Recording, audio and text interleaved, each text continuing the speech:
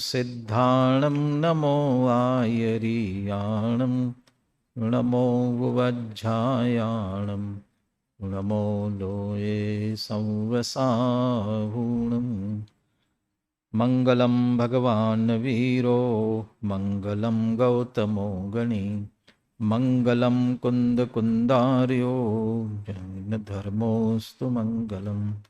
सर्वमङ्गलमाङ्गल्यं सर्वकल्याणकारकं प्रधानं सर्वधर्माणां जैनं जयतु शासनम्। वन्दितु सर्वसिद्धे ध्रुवमचलमणोवमं गदिं पत्ते वोच्छामि समयपाहुड निर्णमो सुध केवली भणिदम्। नमः समय साराय स्वानुभूत्या चकासते चित्स्वभावाय भावाय सर्वभावान्तरच्छिदे। परम शांत सुख में दशा कही जिनागम मोक्ष रत्न त्रय की साधना ही उपाय है मोक्ष।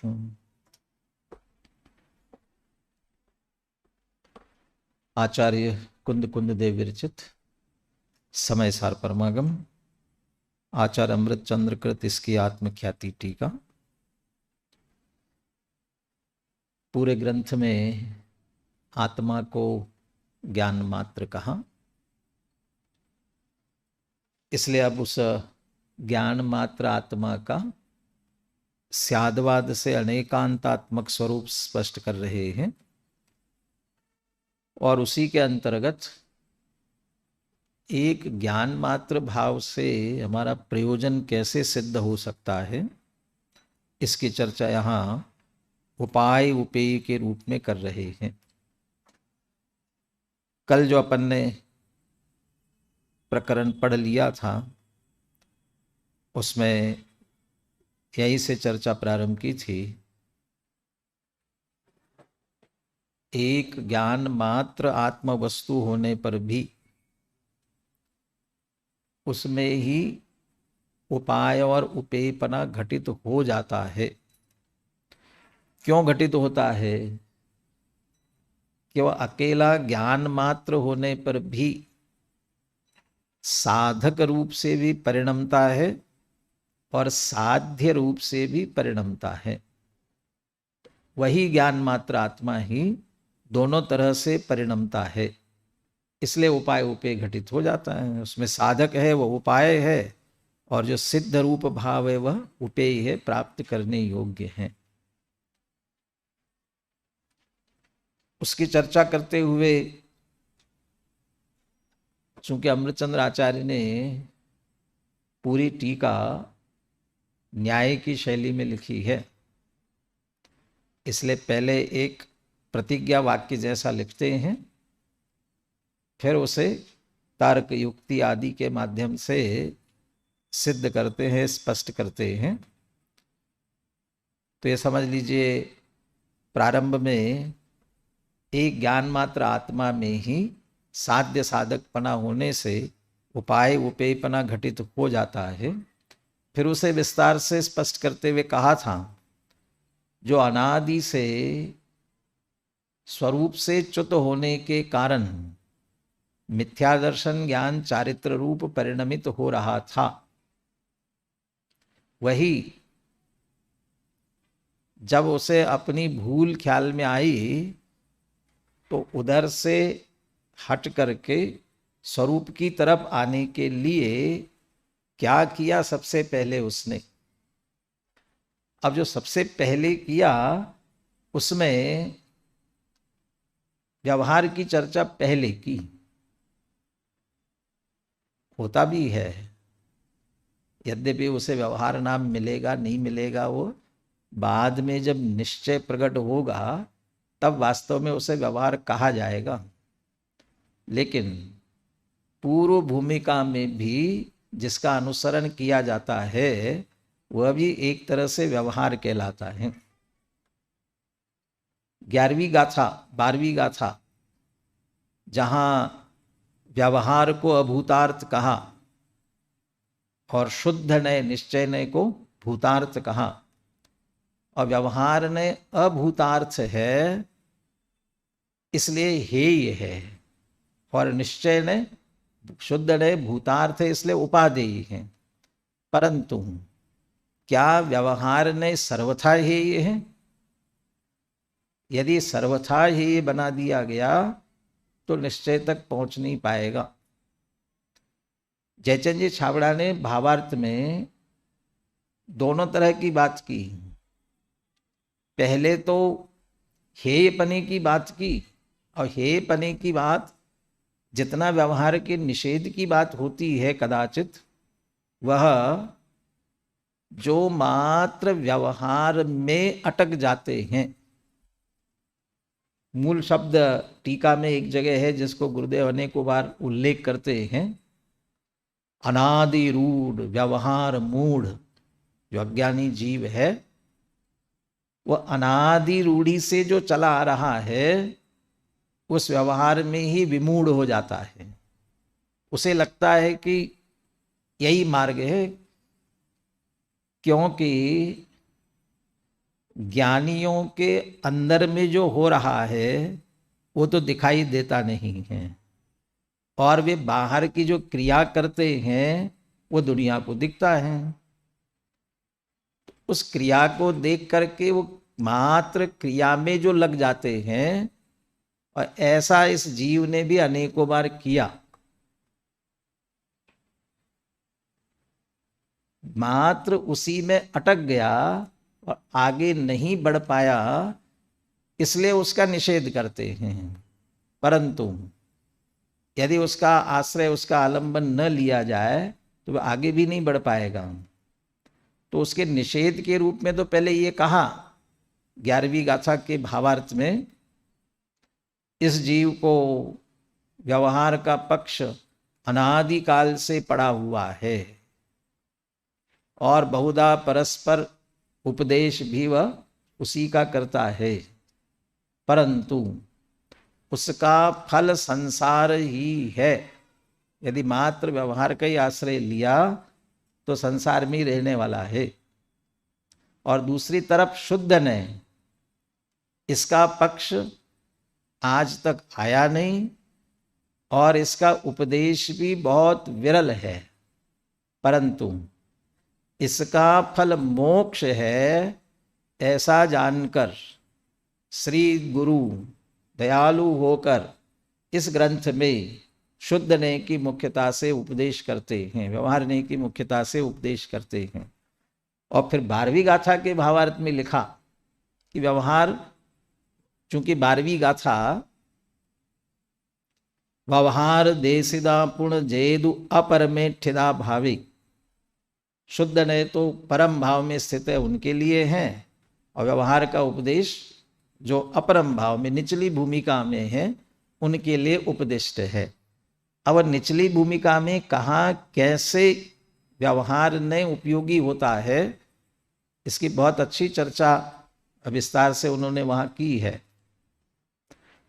जिन्हें अभी सम्यक दर्शन की प्राप्ति नहीं हुई है, अभी यहाँ भी जो साध्य साधक पने की बात की जाए ना, वैसे तो यहाँ जिस उपाय और उपेय की बात हो रही है, साधक और साध्यपने की बात हो रही है, वह साधकपना चौथे गुणस्थान से प्रारंभ होता है और अपेक्षा से 12वें या 14वें गुणस्थान तक, 12वें गुणस्थान तक भी कह सकते हो और 14वें गुणस्थान तक भी कह सकते हो। यदि अरहंत दशा उसे ही अपने पूर्ण साध्य मान लिया तो 12वें गुणस्थान तक, और यदि नहीं सिद्ध परिपूर्ण सिद्ध दशा ही साध्य है तो फिर 14वें तक भी कह सकते हैं। परंतु साधक बनना भी तो हमारा एक साध्य हो सकता है।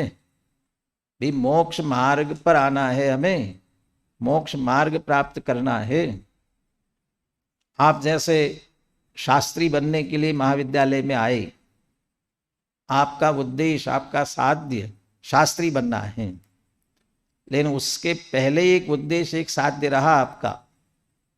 क्या साध्य रहा? महाविद्यालय में प्रवेश होना, महाविद्यालय में प्रवेश लेना। वे कैसे भी करके महाविद्यालय में प्रवेश होना चाहिए, तो उसके लिए भी पहले प्रयास करते हो ना। ऐसे ही समझ लीजिए, सम्यक दर्शन प्राप्त करके वो साधक बने में शामिल होना है, तो सम्यक दर्शन प्राप्त करना ये भी तो हमारा एक साध्य है।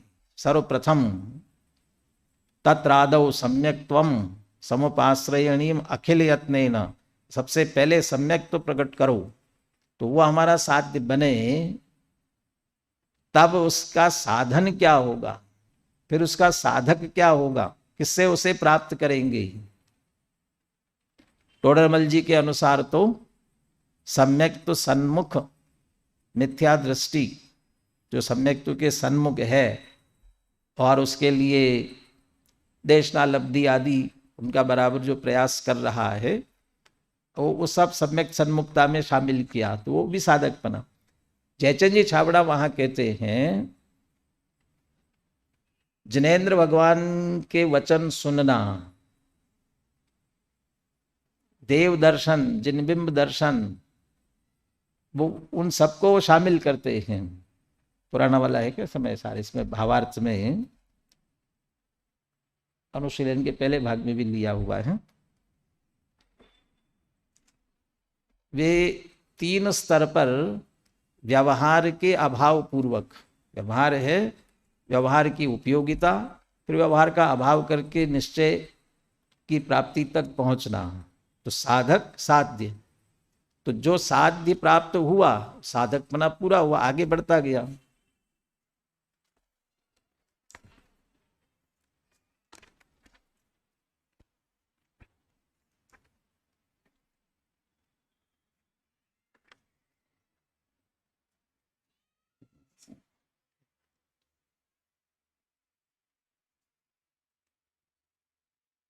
देखिए,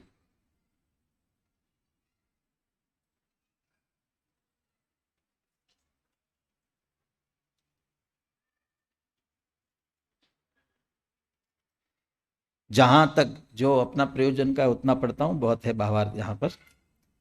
जहां तक शुद्ध भाव की प्राप्ति नहीं हुई, वहां तक जितना अशुद्ध ने का कथन है, उतना यथा पदवी प्रयोजनवान है। अशुद्ध ने व्यवहार ने, यथा पदवी प्रयोजनवान है। अब वो यथा पदवी जो लेते हैं ना, कहाँ से पदवी प्रारंभ करते हैं, तो सबसे पहली पदवी है कि सम्यक दर्शन की, वहां से प्रारंभ करते हैं। जहां तक यथार्थ ज्ञान श्रद्धान की प्राप्ति रूप सम्यक दर्शन की प्राप्ति नहीं हुई हो, वहां तक तो जिनसे यथार्थ उपदेश मिलता है, ऐसे जिन वचनों को सुनना, धारण करना, तथा जिन वचनों को कहने वाले श्री जिन गुरु की भक्ति, जिन बिंब के दर्शन इत्यादि व्यवहार मार्ग में प्रवृत्त होना प्रयोजनवान है। अब आप ये पहले ये साधन है, और इससे वह सम्यक दर्शन को प्राप्त करेंगे। अब सम्यक दर्शन प्राप्त करके साधक बन गए, आगे बढ़ना है। अब हो गया ना, अब तो व्यवहार की जरूरत नहीं है ना, अब तो काम हो गया, अब तो जरूरत नहीं व्यवहार की। अभी भी कहते हैं, जिन्हें श्रद्धान ज्ञान तो हुआ है, किंतु साक्षात प्राप्ति नहीं हुई है। अभी तो श्रद्धान कर लिया है, ज्ञान कर लिया है, लेकिन वह पूर्ण सिद्ध दशा तो प्राप्त नहीं हुई ना, वहां तक जाना है। अब उनके लिए क्या क्या करना जरूरी है, उन्हें पूर्व कथित कार्य, तो पूर्व कथित कार्य कह करके जिन वचनों को सुनना, धारण करना, जिन वचन कहने वालों के गुरुओं की भक्ति करना, जिनबिंब दर्शन, ये सब शामिल हो गए, ये पूर्व कथित कार्य। बस इतना कर लिया, हो गया ना, लेकिन आगे बढ़ना है। वो जो आगे बढ़ना है उसे आप, अपन ने जो कल पढ़ा था, सुनिश्चल परिगृहित व्यवहार सम्यक दर्शन ज्ञान चारित्र, इसके साथ जोड़ सकते हो। ये धारण किया सुनिश्चल।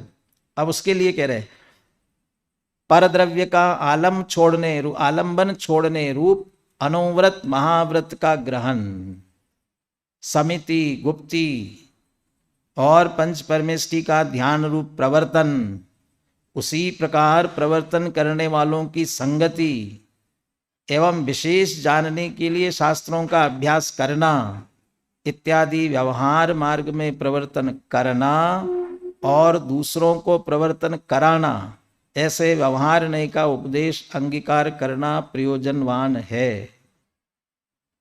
अब वो कराना इसलिए कह रहे हैं, करना और कराना। कराना क्यों कह रहे हैं?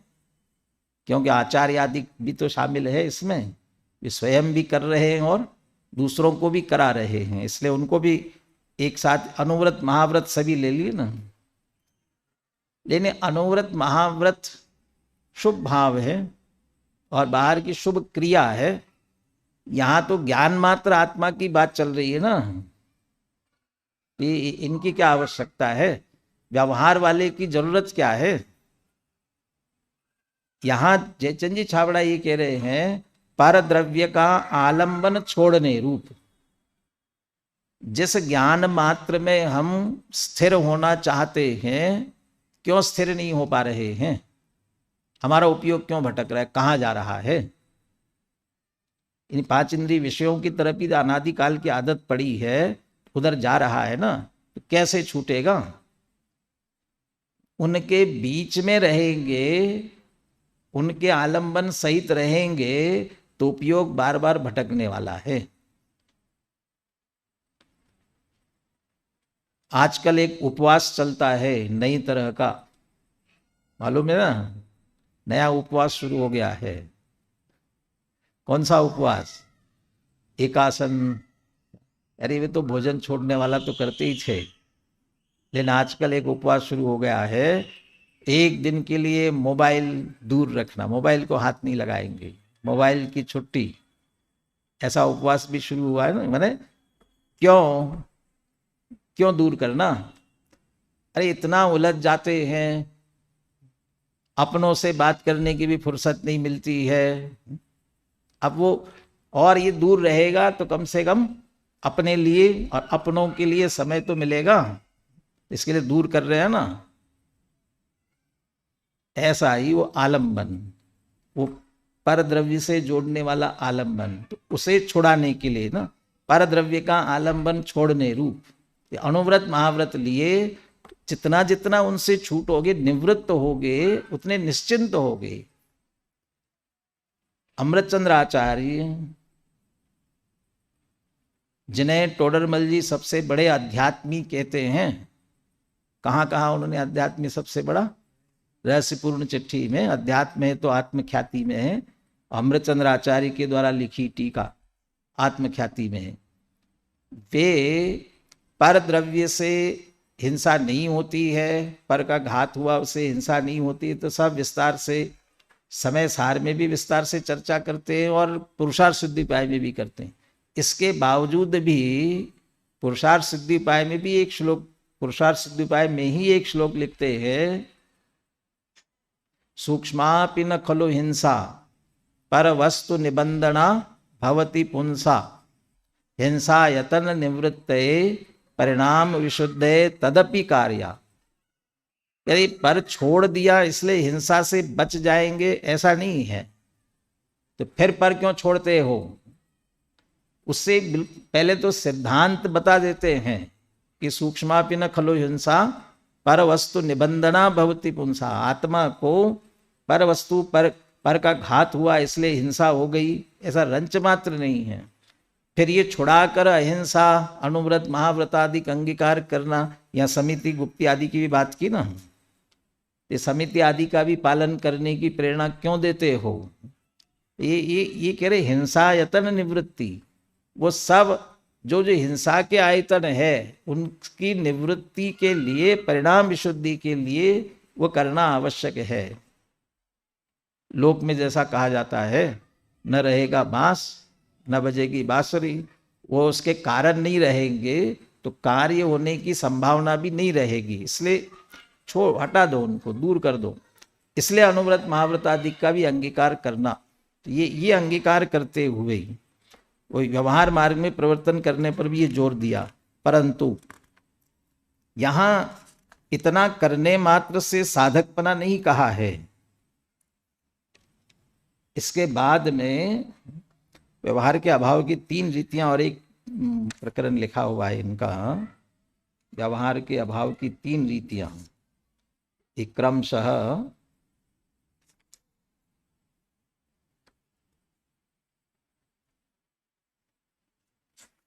वो उसमें लिया उन्होंने।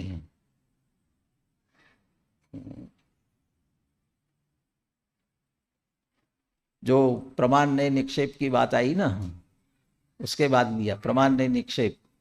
इनका भी आलंबन लेना पड़ेगा ना पूर्व भूमिका में ही, वो उस संदर्भ में लिया। वो भी पढ़ता हूं थोड़ा सा। ये 13वीं गाथा की विशेष टीका जो बीच में आई है प्रमाण निक्षेप संबंधी, उसके बाद के भावार्थ में लिया इन्होंने। सीधा पढ़ता हूं, आप सुन लीजिए सिर्फ। अवस्थानुसार व्यवहार के अभाव की 3 रीतियां हैं। प्रथम अवस्था में प्रमाण आदि से यथार्थ वस्तु को जानकर ज्ञान श्रद्धान की सिद्धि करना। ज्ञान श्रद्धान के सिद्ध होने पर श्रद्धान के लिए प्रमाण आदि की कोई आवश्यकता नहीं है। छूट गया, पहली अवस्था में निश्चय हो गया, अब आवश्यकता नहीं है, एक पहली बार। किंतु अब यह दूसरी अवस्था में प्रमाण आदि के आलंबन से विशेष ज्ञान होता है और राग द्वेष मोह कर्म का सर्वथा अभाव रूप यथाख्यात चारित्र प्रकट होता है, उससे केवल ज्ञान की प्राप्ति होती है। तो अभी सामान्य ज्ञान श्रद्धान हुआ, लेकिन उपयोग अभी बारंबार उसमें स्थिर नहीं होता ना, तो क्या करें? तो उसी आत्म स्वरूप का प्रमाण नय से और विशेष ज्ञान करना, उसकी विशेष रुचि करना, और विशेष ज्ञान विशेष रुचि होने पर विशेष स्थिरता होगी।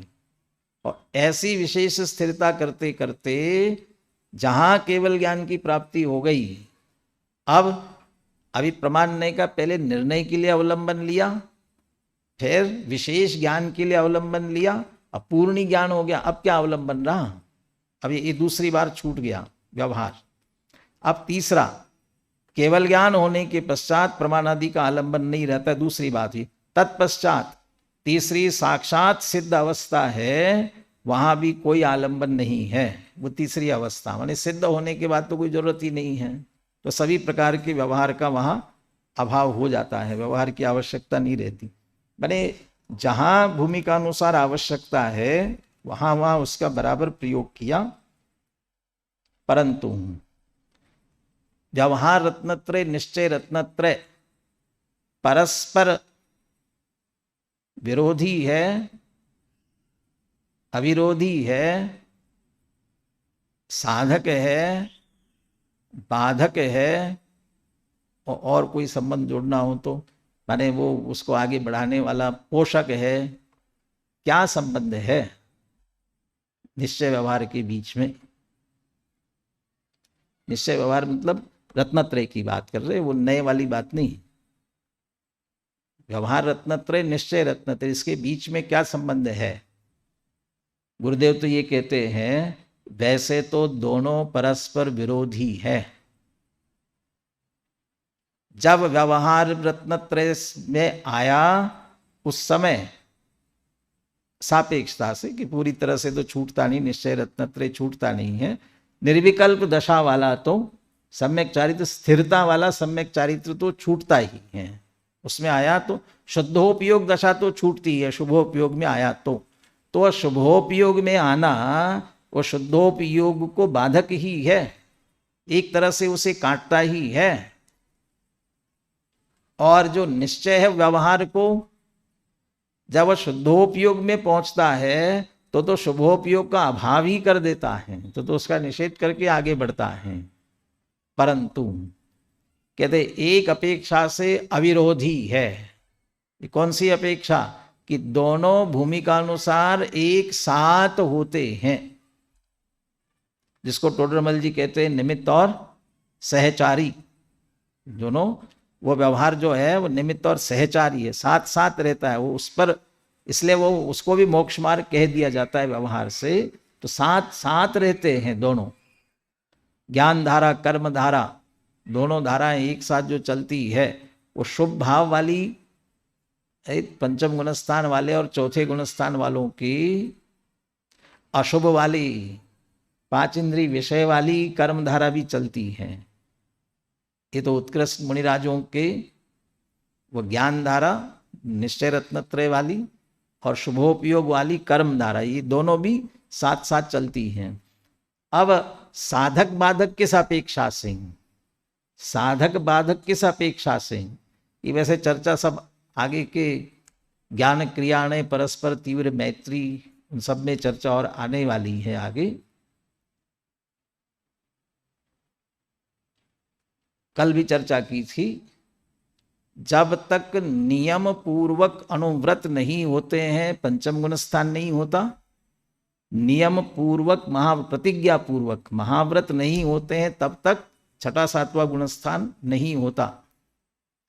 उसके बाद की प्रक्रिया तो सहज है। उसके बाद क्योंकि महाव्रत लिया, जो कुछ त्यागने योग्य प्रतिज्ञा पूर्वक है वो सब छोड़ दिया, अब कुछ बचा नहीं छोड़ने लायक, इसलिए उसके बाद प्रतिज्ञा पूर्वक कुछ नहीं छोड़ा जाता।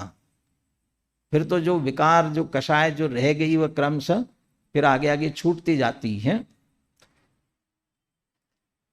इसका मतलब इसके बिना वो नहीं होगा। अब जब हमने प्रतिज्ञा लेकर जिसे अंगीकार किया है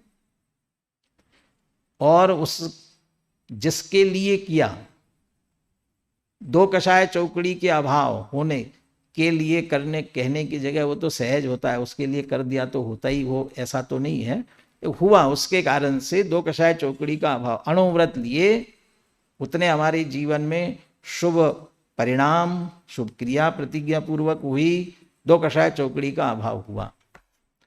अब वो जो शुभ परिणाम थे और वो शुभ क्रिया थी, पहले क्यों नहीं हो रही थी, पहले क्यों नहीं त्याग किया था?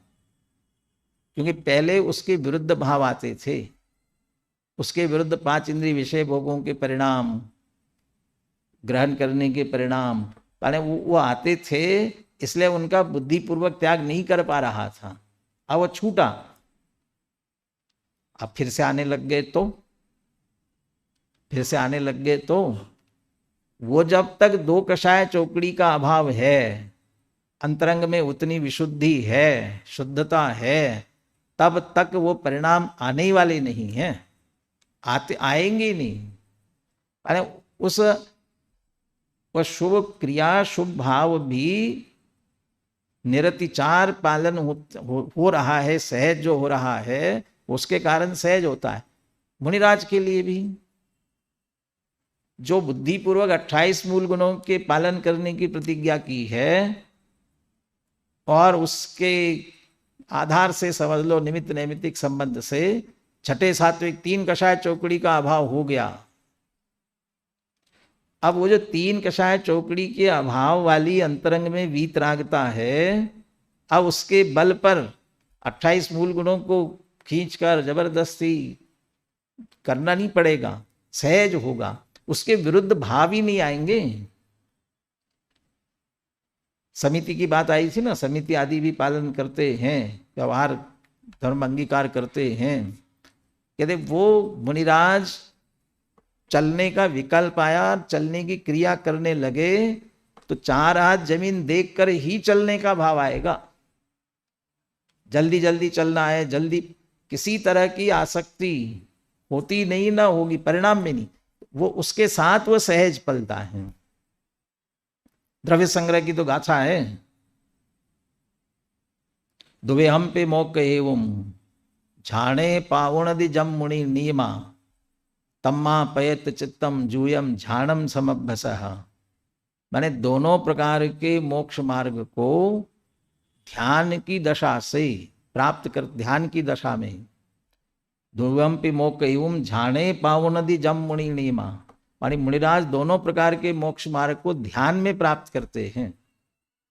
क्योंकि वो पहले जो अंगीकार किया था ना, उस पर व्यवहार का आरोप तब आया जब ये निश्चय हुआ, तब उस पर व्यवहार का आरोप आया। और अब वो जो निरतिचार चल रहा है ना, वो उस आधार से चल रहा है।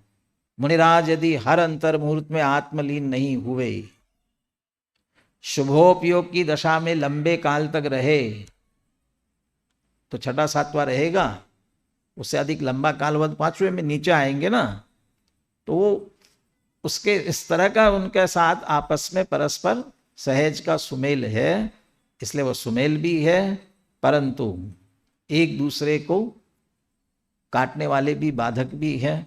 यदि व्यवहार में अटके तो ऊपर नहीं पहुंच पाएंगे, और जो वहां निश्चय में पहुंच जाते तो व्यवहार अपने आप ही छूट जाता है। ऐसा ही दोनों का सहज परस्पर संबंध है। मैं अभी दूसरी बात ये कर रहा था कि ये ज्ञान में ही घटित किया है, सब कुछ ज्ञान में ही दोनों बातें घटित की है। दूसरा यहाँ एक बात ये की थी, वो जो व्यवहार रत्नत्रय अंगीकार किया ना, उत्कृष्ट व्यवहार रत्नत्रय अंगीकार किया, लेकिन उसके साथ साधकपना नहीं कहा। जब उसके द्वारा स्वरूपम आरोप्य, जब अपने स्वरूप में आरूढ़ हुए, स्वरूप में स्थिर हुए, स्वरूप में लीन हुए, और स्वरूप में लीन होने पर जो सम्यक दर्शन ज्ञान चारित्र प्राप्त हुआ, अब वो साधक बना, उसके द्वारा वो साधक बना। और फिर उस सम्यक दर्शन ज्ञान चारित्र की प्रकर्षता आगे बढ़ते बढ़ते पूर्णता को प्राप्त हुई। अब पूर्णता को प्राप्त हुई तो वह सिद्ध दशा, सिद्ध रूप से परिणमित हुआ। तो स्वयं सिद्ध रूप से परिणमित, साधक रूप था स्वयं, स्वयं सिद्ध रूप से परिणमित हुआ। इसलिए ज्ञान मात्र 687 पेज पर उपसंहार, उपनय निगमन वाला वाक्य, ज्ञान मात्रम एकमेव उपाय उपेय भावम साधयति। ज्ञान मात्र इस एक भाव में ही उपाय उपेय भाव सिद्ध होता है। लेकिन अभी फिर लगता है कि ज्ञान मात्र भाव कैसे हुआ? सम्यक दर्शन ज्ञान चारित्र तीनों आए हैं, ज्ञान मात्र भाव कहाँ रहा? सम्यक दर्शन ज्ञान चारित्र तीनों तो आए, अकेला ज्ञान कहाँ है? इसके लिए मैंने कहा था कि अपन पुण्य पाप अधिकार की 155वीं गाथा देखिए। पुण्य पाप अधिकार, पुण्य पाप की एकता विषय भले ही है, लेकिन वहां मुख्य उद्देश्य पुण्य पाप अधिकार का है पुण्य को जो मोक्ष का कारण मानते हैं, मोक्ष मार्ग समझते हैं, उसका निषेध करते हुए उसे संसार मार्ग सिद्ध करना है। और चूंकि वो पुण्य भाव शुभ भाव को संसार मार्ग सिद्ध करना है, असली मोक्ष मार्ग भी बताना पड़ेगा ना। तो असली मोक्ष मार्ग क्या है? बहुत सारे श्लोकों में उनमें ज्ञान मेव विहितम शिव हेतु, ज्ञान ही एकमात्र मुक्ति का कारण है। पहले 241 पेज पर आइए, 241 पेज पर। अच्छा, ये पीछे है 155वीं, चलिए पहले 155 ही देख ले। 239 पेज पर 155 मैं सीधे सीधे संस्कृत में टीका पढ़ते हैं, अच्छा लगेगा। देखिए, मोक्ष हेतु किल, जबकि वहां भी सम्यक दर्शन ज्ञान चारित्र मोक्ष मार्ग यही कह रहे हैं, तो फिर वह सम्यक दर्शन ज्ञान चारित्र तीनों आ गए ना, ज्ञान मात्र कहाँ आ गया? वो टीका में आ रहा है। पढ़िए, गाथा पद्यानुवाद भी पढ़ लीजिए, बोलिए। अहरणं सम्मतं ते सिमधिगमो नाणं रागादिपरिहरणं चरणं मे सुदुमोक्षपहो जीवादिका श्रद्धान सम्यक् ज्ञान है रागादिका परिहार चारित्र यही मुक्ति मार्ग है। अब यहाँ तो सातों तत्वों को भी जोड़ दिया, तत्वार श्रद्धानम सम्यक दर्शनम के साथ, ठीक है ना। अब इसकी टीका देखिए। मोक्ष हेतु किल सम्यक दर्शन ज्ञान चारित्राणी। अब मोक्ष मार्ग का क्यों सूत्र याद आ जाता है? मोक्ष हेतु पहले ही कह दिया, क्या है मोक्ष का हेतु? सम्यक दर्शन ज्ञान चारित्र। अब वो क्या है सम्यक दर्शन ज्ञान चारित्र? तत्र सम्यक दर्शनम जीवादि श्रद्धान स्वभावेन ज्ञानस्य भवनम। जीवादि के श्रद्धान रूप किसका होना? ज्ञान का होना। जीवादि ज्ञान स्वभावेन ज्ञानस्य भवनम ज्ञानम, उनके ज्ञान जानने रूप से ज्ञान का होना वो सम्यक ज्ञान है। रागादि परिहरण स्वभावेन ज्ञानस्य भवनम चारित्रम, ज्ञान का ही होना। तदेवं सम्यक दर्शन ज्ञान चारित्राणि एकमेव ज्ञानस्य भवनम आयातम। तो सम्यक दर्शन ज्ञान चारित्र किसके हैं? सभी एक सब ज्ञान का ही परिणमन है, ज्ञान का ही होना है। सारा कार्य ज्ञान को ही करना है, क्योंकि आत्मा ज्ञान में है ना, इसलिए उस ज्ञान पर ही सभी घटित करते हैं। देखिए, जानना ज्ञान है, विश्वास पूर्वक दृढ़ता पूर्वक जानना श्रद्धान है, ऐसा ही है, इदमेव ईदृशमेव। वैसे तो सम्यक ज्ञान के लिए कहा, लेकिन वो ये जो दृढ़ता है वो दृढ़ता आई, उसका नाम श्रद्धान। और फिर जो जानकर विश्वास पूर्वक श्रद्धान कर लिया, दृढ़ता कर ली, अब उसकी ही निरंतरता, ज्ञान का निरंतर होना, उसका नाम चारित्र है, उसी का नाम लीनता, उसका नाम स्थिरता है। इसलिए सब ज्ञान में ही घटित हो रहा है ना, इसलिए कह रहे एक ज्ञान में ही ये सभी बातें एक साथ घटित होती है। उसके बाद के कलश ये देख रहे थे कि ये जो कार्य हो रहा है वो एक ही द्रव्य उसी स्वभाव से होता है जो कार्य होना हो। मीठा रूप कार्य होना हो, शक्कर रूपी एक द्रव्य से ही होगा, मीठे वाले द्रव्य से होगा, दूसरे की आवश्यकता नहीं है उसमें। ऐसे वो मोक्ष रूपी कार्य आत्मा में होना है तो उसका कारण भी आत्मा में। तो मोक्ष ज्ञान शरीरी त्रिविध कर्ममल वर्जित सिद्ध महंता, ज्ञान में होना वैसा ही है, तो उसका साधन भी ज्ञानात्मक ही है। वो सारी चर्चा विस्तार से वहाँ की गई है। अब जो आगे चर्चा यहाँ ये बढ़ा रहे हैं, जो इस बात को स्वीकार करेंगे वे साधक भी बनेंगे और सिद्ध भी हो जाएंगे, और जो इस बात को स्वीकार नहीं करेंगे वे न साधक बनेंगे न सिद्ध बनने का तो प्रश्न ही नहीं। तो क्या करेंगे? संसार में परिभ्रमण करेंगे। तो एक तरह से निष्कर्ष के रूप में बात कह रहे हैं 607 पेज पर। एवं उभयत्रापि, इस तरह दोनों जगह। अब दोनों जगह माने कौन से दो जगह? उपाय और उपेय, साधक और साध्य, इन दोनों की बात कर रहे हैं। उभयत्रापि ज्ञान मात्रस्य अनन्यतया नित्यम अस्खलित एक वस्तुनः निष्कंप परिग्रहणात् तत्क्षण एव मुमुक्षुणाम आसंसारात् अलब्ध भूमिकानाम अपि भवति भूमिका लाभा।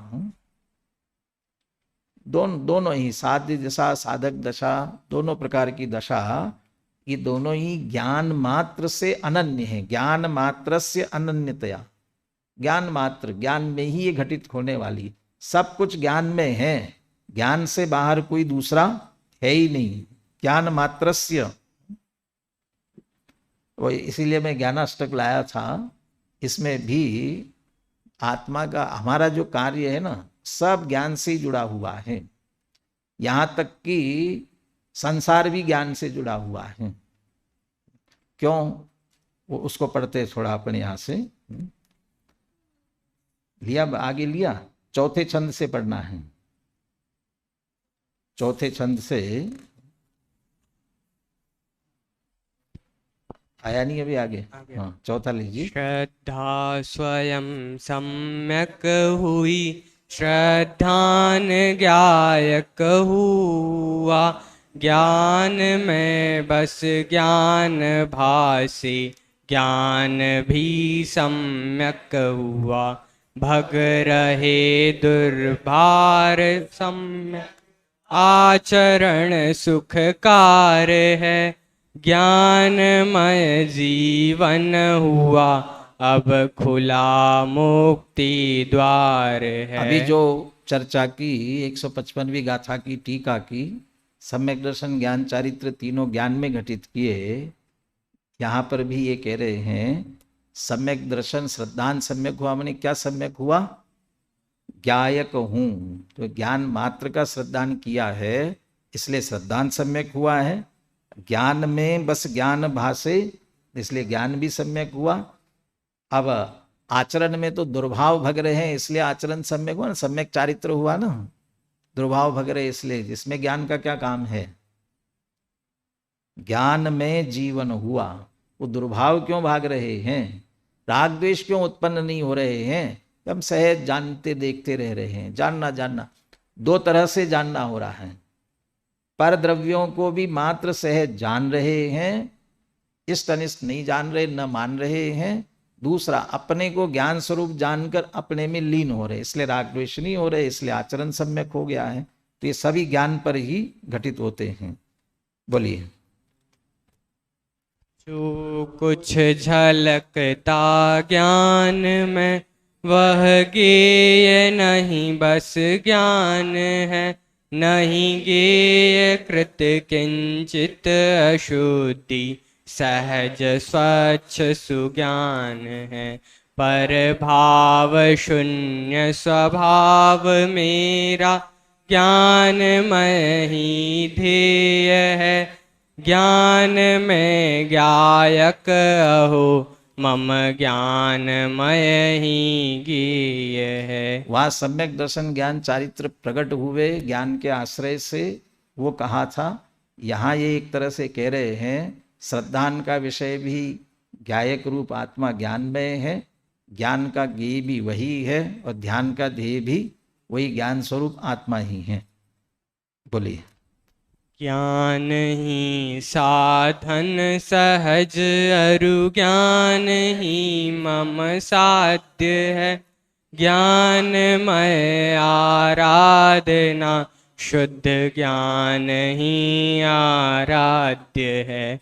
ज्ञानमय ध्रुव रूप मेरा ज्ञानमय सब परिणमन, ज्ञानमय ही मुक्ति मम मैं ज्ञानमय अनादि निधन। बोलिए आगे। ज्ञान ही है सार जग में शेष सब निस्सार है, ज्ञान से च्युत परिणमन का नाम ही संसार है।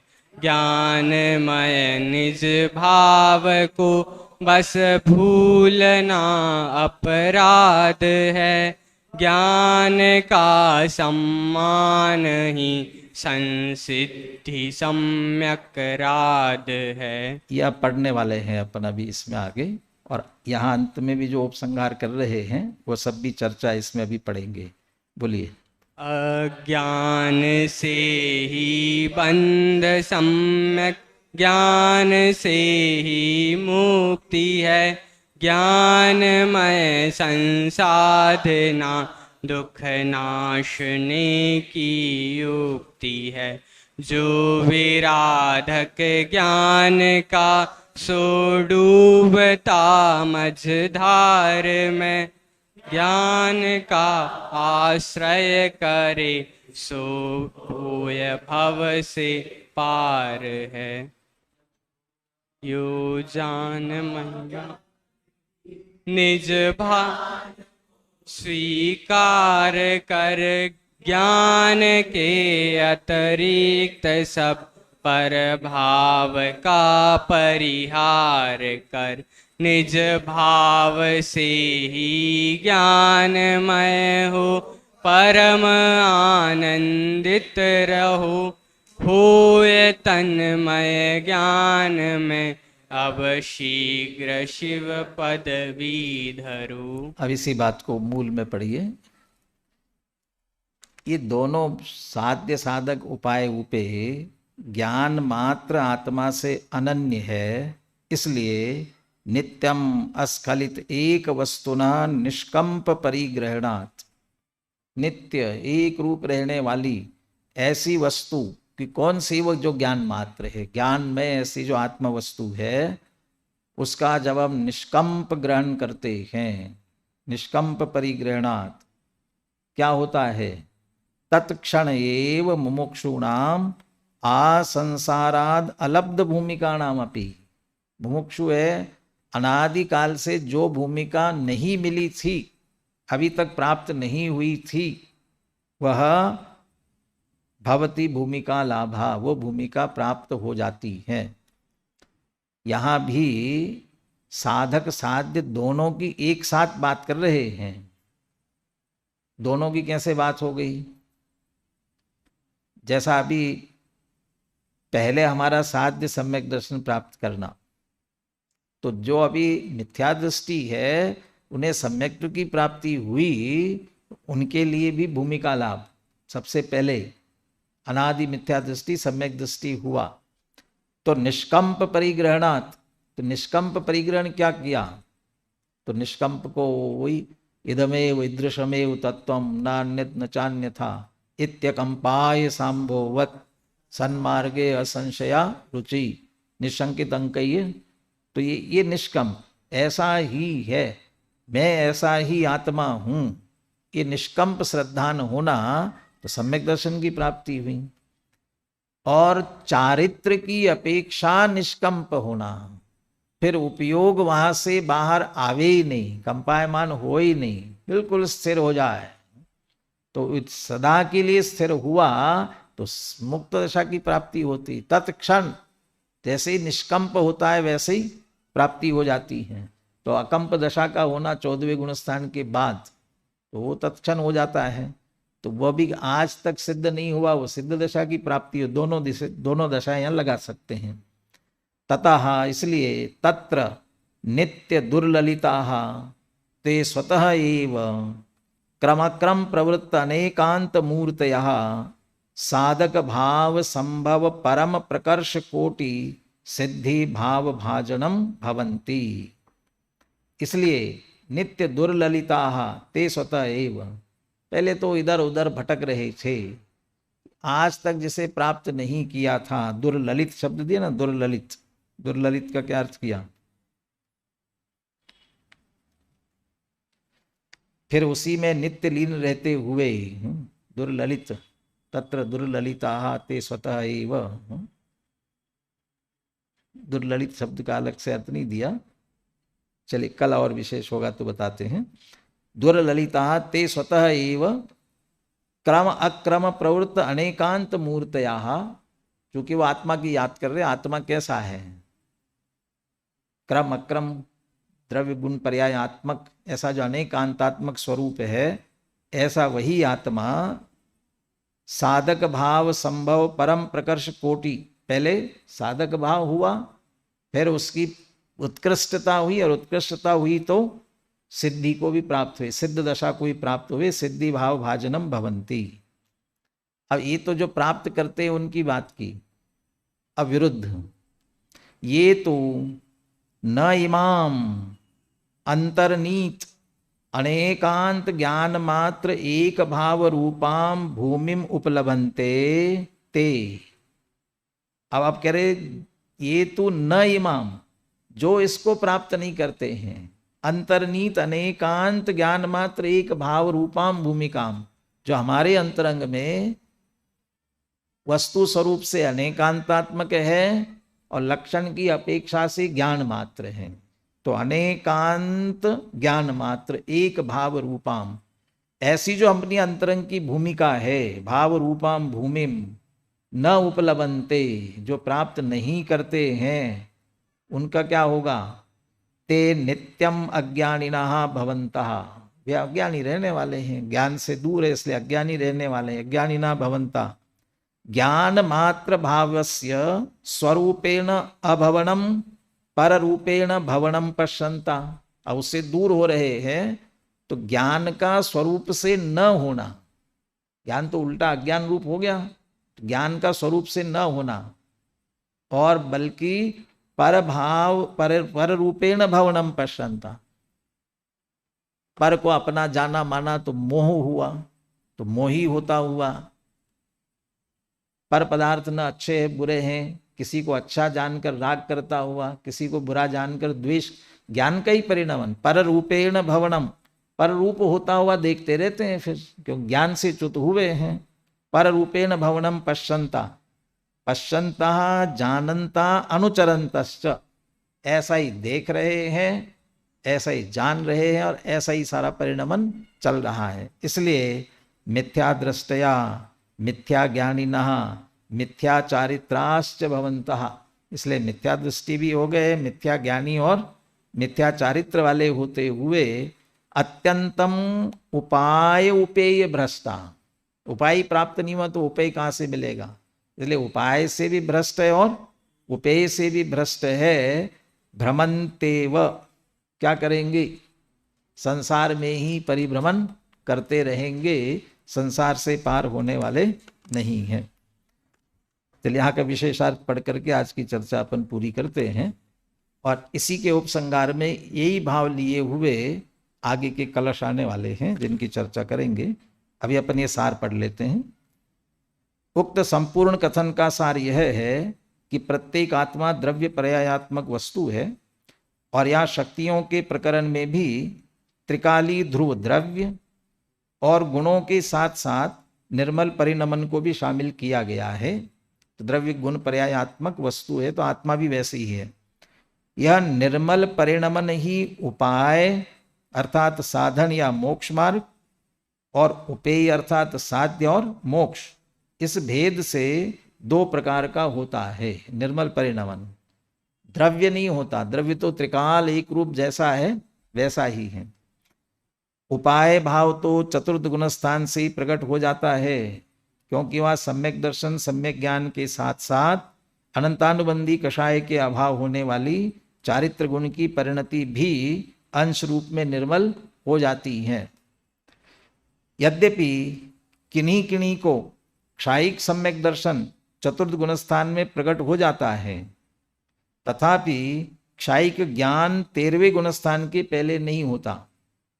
माने एक तो सिद्ध हो गया, साध्य ही नहीं रहा, अकेला साधक ही नहीं रहा, सम्यक दर्शन सिद्ध हो गया, पूरा हो गया, लेकिन ज्ञान कहाँ पूरा हो गया, 13वें गुण स्थान में जाके।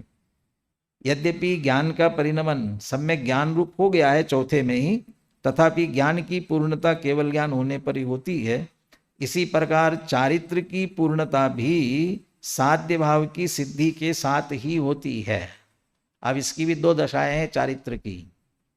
एक यथाख्यात चारित्र की अपेक्षा 13वें 12वें गुणस्थान में समझ लीजिए, और जो शील के 84 लाख उत्तर भेद वे पूर्ण होकर के वास्तविक चारित्र की पूर्णता 14वें गुणस्थान में, तो वहां हुई रत्नत्रय की भी पूर्णता हुई कहते हैं, और फिर रत्नत्रय पूर्ण हुआ, मार्ग पूर्ण हुआ, इसलिए मोक्ष प्राप्त हो गया, पूरे मुक्ति में पहुंच गया।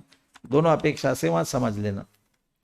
अनंत गुणात्मक भगवान आत्मा का सिद्ध दशारूप परिणमित हो जाना साध्य भाव है, उपेय भाव है, साक्षात मोक्ष है। फिर भी जब तक आत्मा ने सिद्ध दशा प्राप्त नहीं की है, तब तक उसके सम्यक दर्शन ज्ञान चारित्र रूप निर्मल परिणमन का नाम साधक भाव है। इस प्रकार ये भगवान आत्मा स्वयं ही साधक है, स्वयं ही साध्य भी है। तात्पर्य यह है कि इसे अपने साध्य की सिद्धि के लिए पर की ओर देखने की रंच मात्र भी आवश्यकता नहीं है। इस प्रकार यह सुनिश्चित ही है कि इस ज्ञान मात्र आत्मा में ही साध्य साधक भाव रूप परिणमन भी विद्यमान है। इस प्रकार ये उपाय भाव और उपेय भाव आत्मा से अनन्य ही है, अन्य नहीं। आरंभ में जो ये प्रश्न उपस्थित हुआ था कि इस एक ज्ञान मात्र आत्मा में उपाय और उपेय दो भाव किस प्रकार घटित होते हैं, उसका समाधान प्रस्तुत किया। साथ ही आत्मा की स्वाधीनता भी सहज सिद्ध हो गई, क्योंकि उसे अपने साध्य की सिद्धि के लिए पर की ओर झांकने की आवश्यकता ही नहीं रही। आत्मा के ज्ञान दर्शन चारित्र ही साधक भाव है, बाह्य क्रिया कांड रूप व्यवहार नहीं। यद्यपि साधकों के भूमिका अनुसार बाह्य व्यवहार भी देखा जाता है, सहज ही होता है, तथापि वह वस्तुतः साधक भाव नहीं है। उसे सहचारी होने के कारण साधक कहना मात्र उपचरित कथन ही है। इस प्रकार उपाय उपेय भाव की चर्चा करने के उपरांत अब आचार्य अमृतचंद्र कतिपय कलशों के माध्यम से इस प्रकरण का उपसंहार करते हुए अपनी उत्कृष्ट भावना को व्यक्त करते हैं। इसके बाद कलश ही कलश है, इनकी चर्चा अपन क्रमशः आगे करें। सहजानंदी शुद्ध स्वरूपी अविनाशी